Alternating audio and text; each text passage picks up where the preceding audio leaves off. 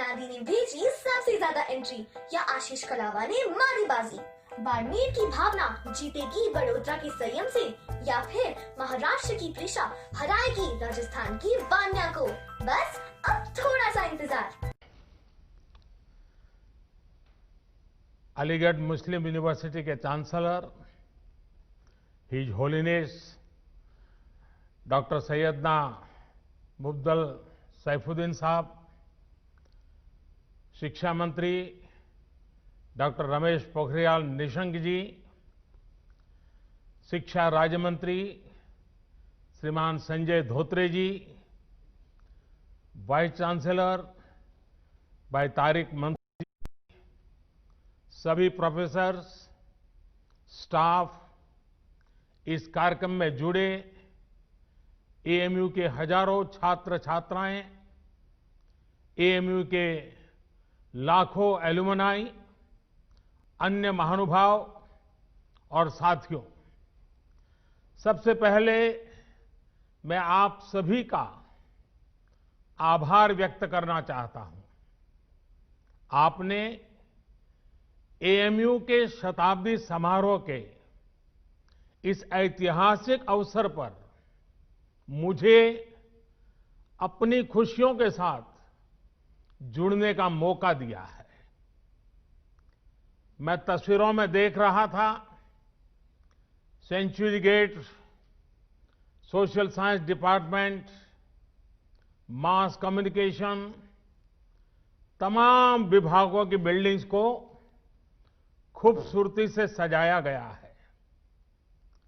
ये सिर्फ बिल्डिंग नहीं है, इनके साथ शिक्षा का जो इतिहास जुड़ा है वो भारत की अमूल्य धरोहर है। आज एएमयू से तालीम लेकर निकले सारे लोग भारत के सर्वश्रेष्ठ स्थानों पर और संस्थानों में नहीं बल्कि दुनिया के सैकड़ों देशों में छाए हुए हैं। मुझे विदेश यात्रा के दौरान अक्सर यहां के एलुमनाई मिलते हैं जो बहुत गर्व से बताते हैं कि मैं एएमयू से पढ़ा हूं। एएमयू के एलुमनाई कैंपस से अपने साथ हंसी मजाक और शेरो शायरी का एक अलग अंदाज लेकर आते हैं। वो दुनिया में कहीं भी हो भारत की संस्कृति का प्रतिनिधित्व करते हैं। प्राउड अलीग्स, यही कहते हैं ना आप लोग, पार्टनर्स, आपके इस गर्व की वजह भी है। अपने 100 वर्ष के इतिहास में एएमयू ने लाखों जीवन को तराशा है, संवारा है, एक आधुनिक और वैज्ञानिक सोच दी है, समाज के लिए, देश के लिए कुछ करने की प्रेरणा जगाई है। मैं सभी के नाम लूंगा तो समय शायद बहुत कम पड़ जाएगा।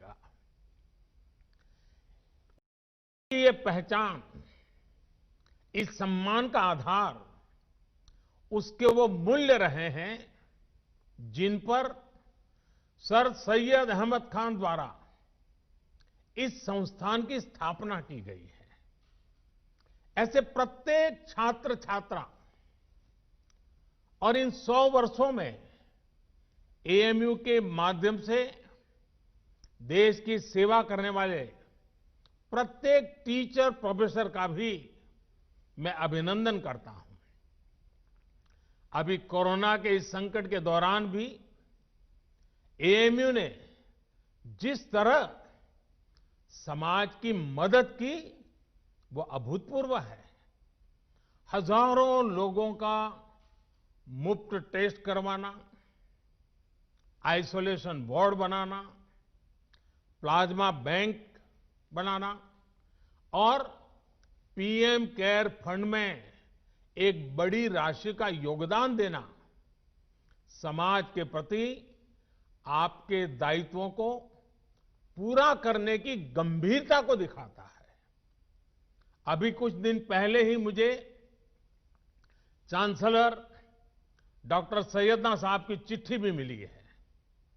उन्होंने वैक्सीनेशन ड्राइव में भी हर स्तर पर सहयोग देने की बात कही है।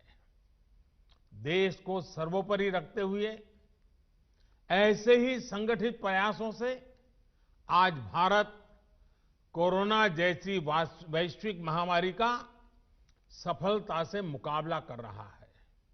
साथियों, मुझे बहुत सारे लोग बोलते हैं कि एएमयू कैंपस अपने आप में एक शहर की तरह है। अनेकों डिपार्टमेंट्स, दर्जनों हॉस्टल्स, हजारों टीचर्स, प्रोफेसर्स, लाखों स्टूडेंट्स के बीच एक मिनी इंडिया भी नजर आता है। एएमयू में भी एक तरफ उर्दू पढ़ाई जाती है तो हिंदी भी, अरबी पढ़ाई जाती है तो यहां संस्कृत की शिक्षा का भी एक सदी पुराना संस्थान है। यहां की लाइब्रेरी में कुरान की मैन्युस्क्रिप्ट है तो गीता रामायण के अनुवाद भी उतने ही सहज कर रखे गए हैं। ये विविधता एएमयू कैसे और एएमयू जैसे प्रतिष्ठित संस्थान की ही सिर्फ नहीं, देश की भी ताकत है। हमें इस शक्ति को न भूलना है, न ही इसे कमजोर पड़ने देना है। एएमयू के कैंपस में एक भारत श्रेष्ठ भारत की भावना दिनों दिन मजबूत होती रहे, हमें मिलकर इसके लिए काम करना है। साथियों, बीते 100 वर्षों में एएमयू ने दुनिया के कई देशों से भारत के संबंधों को सशक्त करने का भी काम किया है। उर्दू, अरबी और फारसी भाषा पर यहां जो रिसर्च होती है, इस्लामिक साहित्य पर जो रिसर्च होती है, वो समूचे इस्लामिक वर्ल्ड के साथ भारत के सांस्कृतिक रिश्तों को नई ऊर्जा देती है। मुझे बताया गया है कि अभी लगभग 1000 विदेशी स्टूडेंट्स हमारे यहां एएमयू में पढ़ाई कर रहे हैं।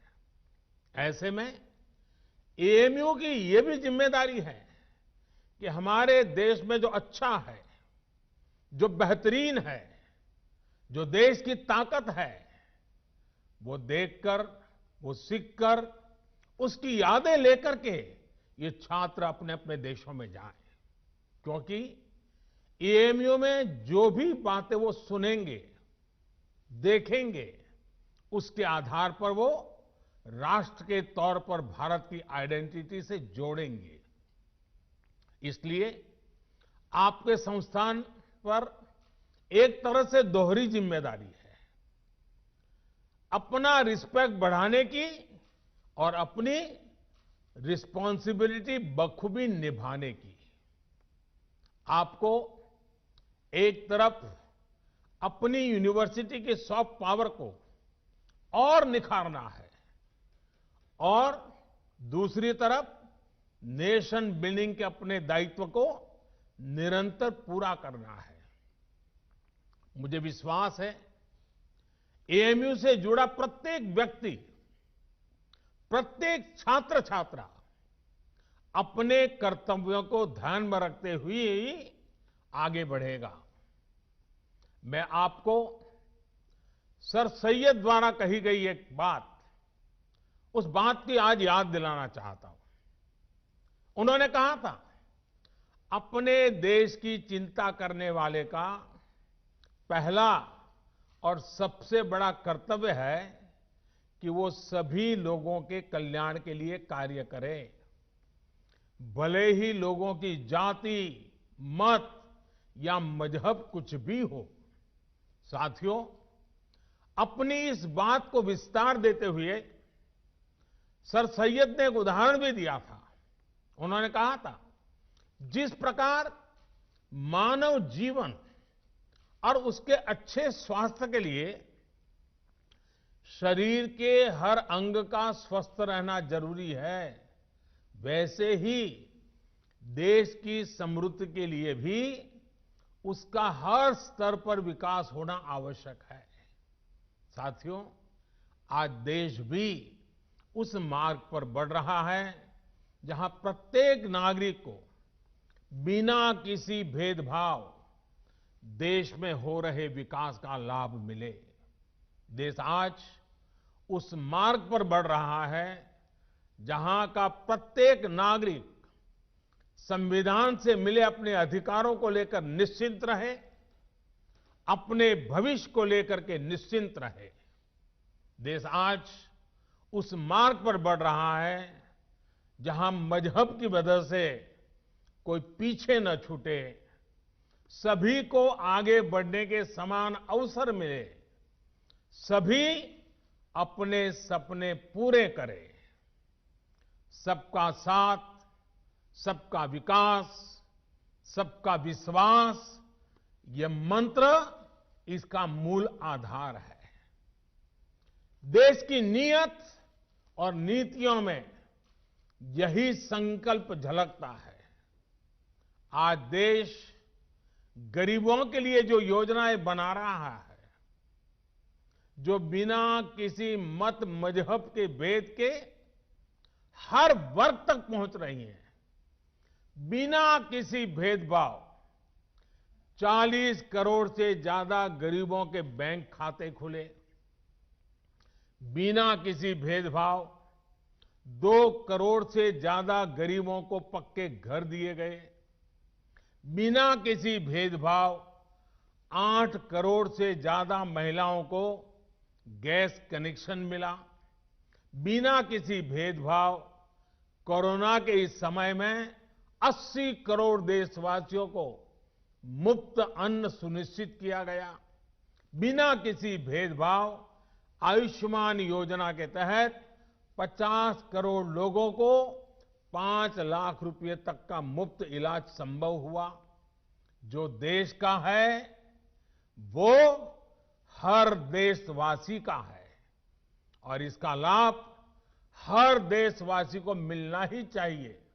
हमारी सरकार इसी भावना के साथ काम कर रही है। साथियों, कुछ दिन पहले मेरी मुलाकात अलीगढ़ मुस्लिम यूनिवर्सिटी के ही एक एल्यूमनाई से हुई थी। वो एक इस्लामिक स्कॉलर भी है। उन्होंने एक बहुत इंटरेस्टिंग बात मुझे बताई जो मैं आपसे भी शेयर करना चाहता हूं।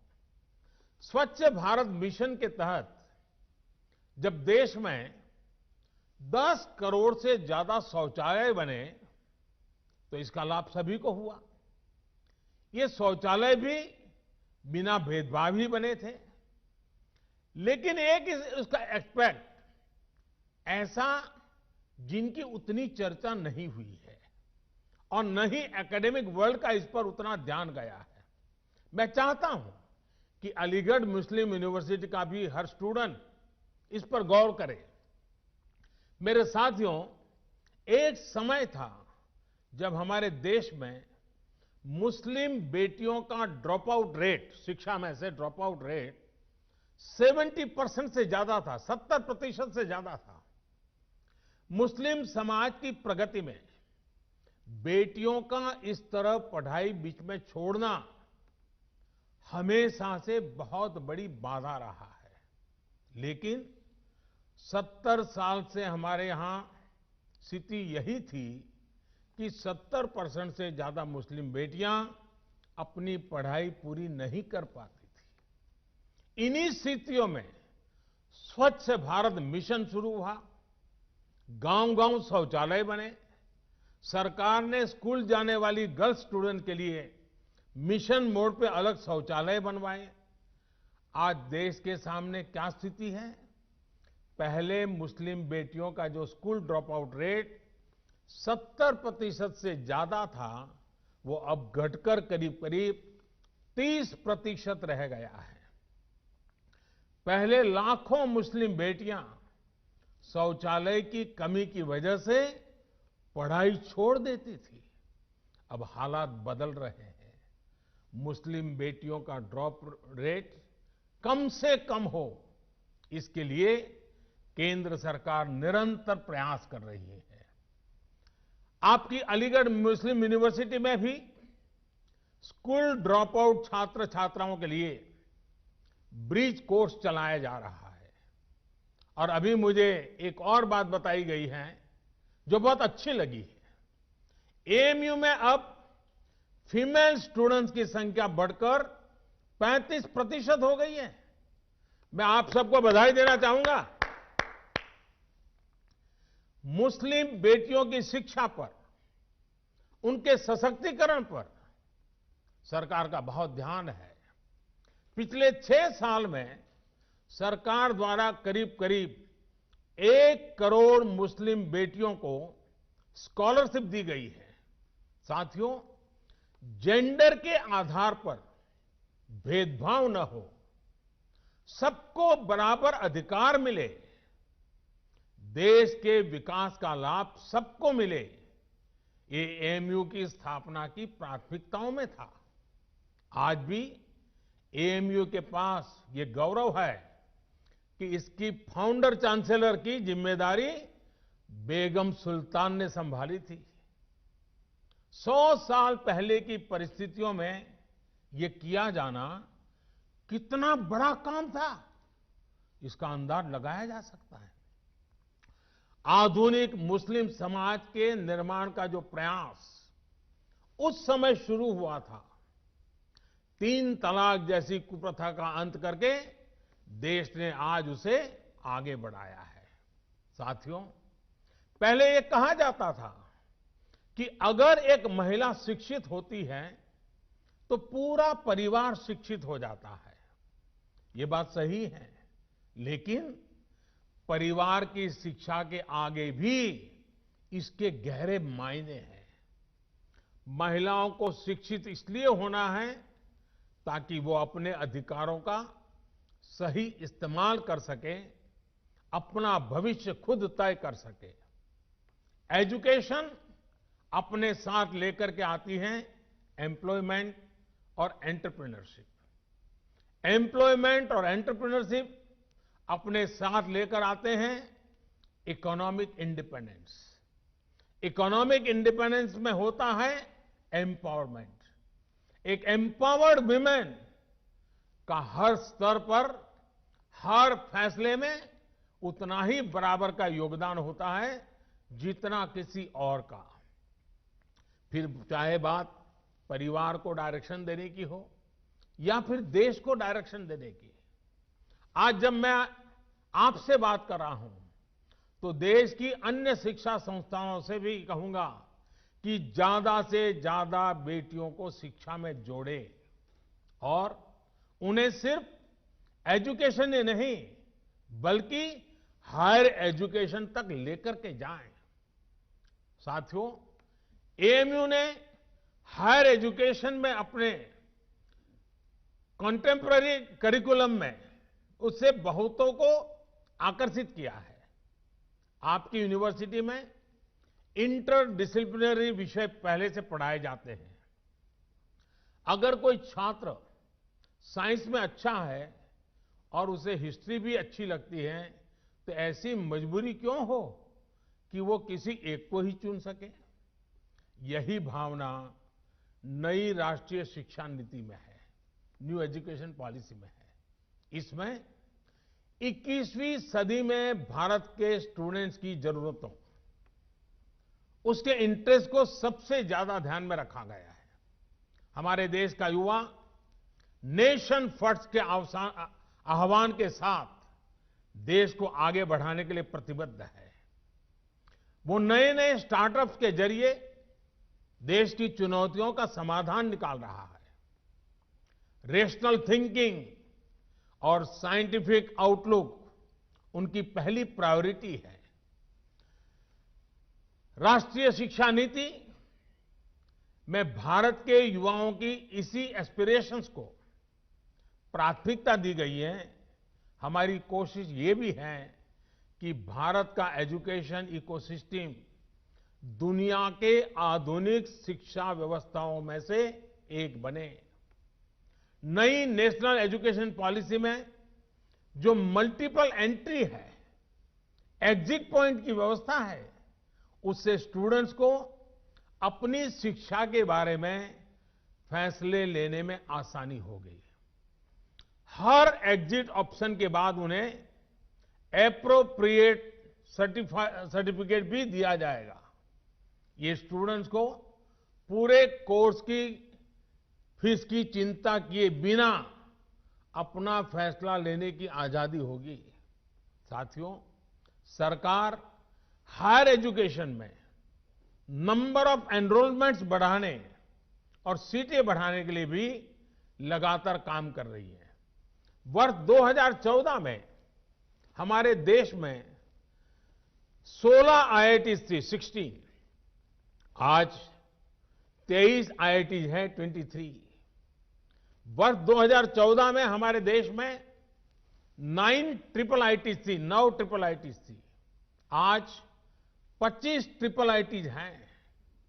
वर्ष 2014 में हमारे यहां 13 आईआईएम्स थे, आज 20 आईआईएम्स हैं। मेडिकल एजुकेशन को लेकर भी बहुत काम किया गया है। 6 साल पहले तक देश में सिर्फ 7 एम्स थे, आज देश में 22 एम्स हैं। शिक्षा चाहे ऑनलाइन हो या ऑफलाइन, सभी तक पहुंचे, बराबरी से पहुंचे, सभी का जीवन बदले, हम इसी लक्ष्य के साथ काम कर रहे हैं। साथियों, एएमयू के 100 साल पूरे होने पर मेरी आप सभी युवा पार्टनर्स से कुछ और अपेक्षाएं भी हैं। क्यों ना 100 साल के इस मौके पर एएमयू के 100 हॉस्टल्स एक एक्स्ट्रा करिकुलर टास्क करें। ये टास्क देश की आजादी के 75 साल पूरे होने से जुड़े हो। जैसे एएमयू के पास इतना बड़ा इनोवेटिव और रिसर्च ओरिएंटेड टैलेंट है, क्यों न हॉस्टल के छात्र ऐसे स्वतंत्रता संग्राम के सेनानियों पर रिसर्च करके उनके जीवन को देश के सामने लाए, जिनके बारे में अभी उतनी जानकारी नहीं है। कुछ स्टूडेंट्स इन महापुरुषों के जन्मस्थान जाएं, उनकी कर्मभूमि जाएं, उनके परिवार के लोग अब कहां हैं, उनसे संपर्क करें। कुछ स्टूडेंट्स ऑनलाइन रिसोर्स को एक्सप्लोर करें। उदाहरण के तौर पर 75 हॉस्टल्स एक एक आदिवासी फ्रीडम फाइटर पर एक एक रिसर्च डॉक्यूमेंट तैयार कर सकते हैं। इसी तरह 25 हॉस्टल्स महिला फ्रीडम फाइटर्स पर रिसर्च कर सकते हैं, काम कर सकते हैं। एक और काम है जो देश के लिए एएमयू के छात्र छात्राएं कर सकते हैं। एएमयू के पास देश की इतनी बेशकीमती प्राचीन पांडुलिपियां हैं। ये सब हमारी सांस्कृतिक धरोहर है। मैं चाहूंगा कि आप टेक्नोलॉजी के माध्यम से इन्हें डिजिटल, इन्हें वर्चुअल अवतार में पूरी दुनिया के सामने लाएं। मैं एएमयू के विशाल एलुमनाई नेटवर्क को भी आह्वान करता हूं कि नए भारत के निर्माण में अपनी भागीदारी और बढ़ाएं। आत्मनिर्भर भारत अभियान को सफल बनाने के लिए, वोकल फॉर लोकल को सफल बनाने के लिए बहुत कुछ किया जाना बाकी है। इसे लेकर अगर मुझे एएमयू से सुझाव मिले, एएमयू एलुमनाई के सुझाव मिले, तो मुझे बहुत खुशी होगी। साथियों, आज पूरी दुनिया की नजरें भारत पर है। जिस सदी को भारत की सदी बताया जा रहा है, उस लक्ष्य की तरफ भारत कैसे आगे बढ़ता है, इसे लेकर पूरी दुनिया में क्यूरियोसिटी है। इसलिए आज हम सभी का एकमात्र और एक निष्ठ लक्ष्य ये होना चाहिए कि भारत को आत्मनिर्भर कैसे बनाएं। हम कहां और किस परिवार में पैदा हुए, किस मत मजहब में बड़े हुए, इससे भी अहम यह है कि हर एक नागरिक की आकांक्षाएं और उसके प्रयास देश की आकांक्षाओं से कैसे जुड़े।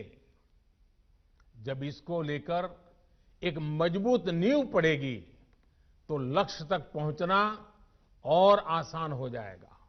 साथियों, समाज में वैचारिक मतभेद होते हैं, ये स्वाभाविक भी है, लेकिन जब बात राष्ट्रीय लक्ष्यों के प्राप्ति की हो तो हर मतभेद किनारे रख देना चाहिए। जब आप सभी युवा साथी इस सोच के साथ आगे बढ़ेंगे तो ऐसी कोई मंजिल नहीं जो हम मिलकर के हासिल न कर सकें। शिक्षा हो, आर्थिक विकास हो, बेहतर रहन सहन हो, अवसर हो, महिलाओं का हक हो, सुरक्षा हो, राष्ट्रवाद हो, ये जो चीजें हैं जो हर नागरिक के लिए जरूरी होती है, ये कुछ ऐसे मुद्दे हैं जिन पर हम अपनी राजनीतिक या वैचारिक मजबूरियों के नाम पर असहमत हो ही नहीं सकते। यहां अलीगढ़ मुस्लिम यूनिवर्सिटी में इन मुद्दों पर बात करना मेरे लिए इसलिए भी स्वाभाविक है क्योंकि यहां से स्वतंत्रता के अनेक सेनानी निकले हैं, इस मिट्टी से निकले हैं। इन स्वतंत्रता सेनानियों की भी अपनी पारिवारिक, सामाजिक, वैचारिक परवरिश थी, अपने अपने विचार थे, लेकिन जब गुलामी से मुक्ति की बात आई तो सारे विचार आजादी के एक लक्ष्य के साथ ही जुड़ गए। साथियों, हमारे पूर्वजों ने जो आजादी के लिए किया, वही काम अब आपको, युवा पीढ़ी को नए भारत के निर्माण के लिए करना है। जैसे आजादी एक कॉमन ग्राउंड थी, वैसे ही नए भारत के लिए हमें एक कॉमन ग्राउंड पर काम करना है। नया भारत आत्मनिर्भर होगा, हर प्रकार से संपन्न होगा, तो लाभ भी सभी 130 करोड़ से ज्यादा देशवासियों को होगा। ये विमर्श समाज के हर हिस्से तक पहुंचे, ये काम आप कर सकते हैं, युवा साथी कर सकते हैं। साथियों, हमें यह समझना होगा कि सियासत सोसाइटी का एक अहम हिस्सा है, लेकिन सोसाइटी में सियासत के अलावा भी दूसरे मसले हैं। सियासत और सत्ता की सोच से बहुत बड़ा, बहुत व्यापक किसी भी देश का समाज होता है। पॉलिटिक्स के ऊपर भी समाज को आगे बढ़ाने के लिए बहुत स्पेस होती है। उस स्पेस को भी एक्सप्लोर करते रहना बहुत जरूरी है। ये काम हमारे एएमयू जैसे कैंपस कर सकते हैं, आप सभी कर सकते हैं। साथियों, न्यू इंडिया के विजन की जब हम बात करते हैं तो उसके मूल में भी यही है कि राष्ट्र के, समाज के विकास को राजनीतिक चश्मे से न देखा जाए। हां, जब हम इस बड़े उद्देश्य के लिए साथ आते हैं तो संभव है कि कुछ तत्व इससे परेशान हो। ऐसे तत्व दुनिया की हर सोसाइटी में मिल जाएंगे। ये कुछ ऐसे लोग होते हैं जिनके अपने स्वार्थ होते हैं, वो अपने स्वार्थ को सिद्ध करने के लिए हर हथकंडा अपनाएंगे, हर प्रकार की नेगेटिविटी फैलाएंगे। लेकिन जब हमारे मन और मस्तिष्क में नए भारत का निर्माण सर्वोच्च होगा तो ऐसे लोगों का स्पेस अपने आप में सिकुड़ता जाएगा। साथियों, पॉलिटिक्स इंतजार कर सकती है, सोसाइटी इंतजार कर सकती है, देश का डेवलपमेंट का इंतजार नहीं कर सकता। गरीब समाज के किसी भी वर्ग का हो वो इंतजार नहीं कर सकता। महिलाएं, वंचित, पीड़ित, शोषित विकास का इंतजार नहीं कर सकते। सबसे बड़ी बात, हमारे युवा, आप सभी और इंतजार नहीं करना चाहेंगे। पिछली शताब्दी में मतभेदों के नाम पर बहुत वक्त पहले ही जाया हो चुका है। अब वक्त नहीं गंवाना है। सभी को एक लक्ष्य मिलकर, एक लक्ष्य के साथ मिलकर नया भारत, आत्मनिर्भर भारत बनाना है। साथियों, 100 साल पहले 1920 में जो युवा थे, उन्हें देश की आजादी के लिए संघर्ष करने का, खुद को समर्पित करने का, बलिदान देने का अवसर मिला था।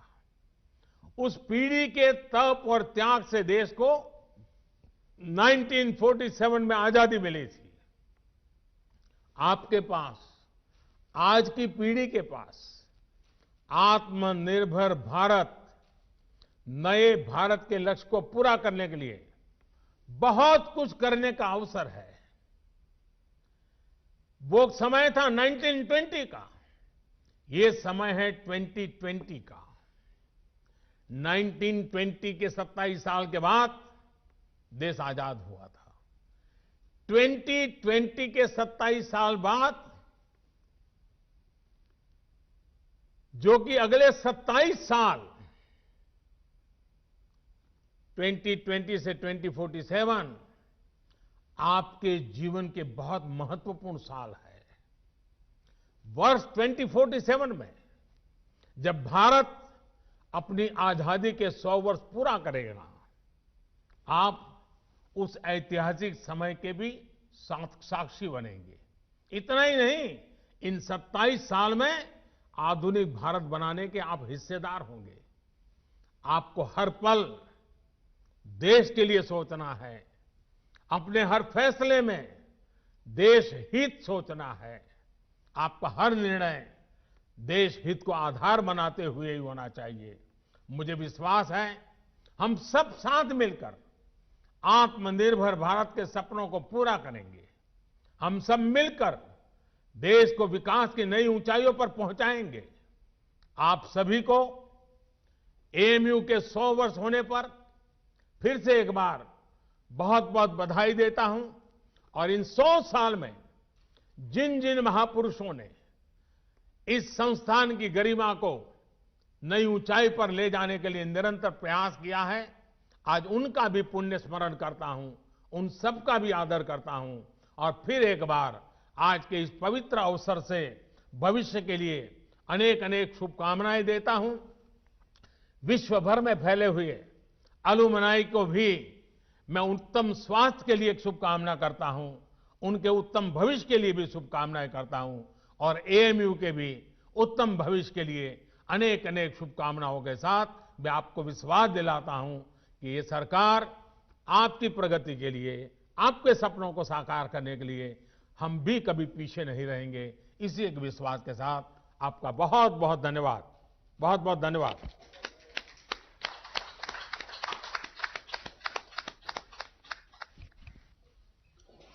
It is my proud privilege to propose the vote of thanks on the historical occasion to commemorate the centenary celebration of Aligarh Muslim University. On behalf of Aligarh Muslim University community around the world, I express my deepest sense of gratitude to our Honorable Pradhan Mantri Ji, Shri Narendra Modi Ji, for gracing the occasion as a chief guest. Our Honorable Pradhan Mantri Ji is a great visionary who has made his mark as one of the tallest global leaders with his dedication, sincerity and honesty of purpose for our country and fellow citizens. His inspiring presence and address as chief guest on this momentous occasion will be written in golden words in the annals of history of the Aligarh Muslim University. The Aligarh Muslim University is a symbol of nationalism, national unity, inclusiveness, scientific temper, and excellence. And these qualities are epitomized in the personality and policies of Honorable Pradhan Mantri Ji, Shri Narendra Modi Ji.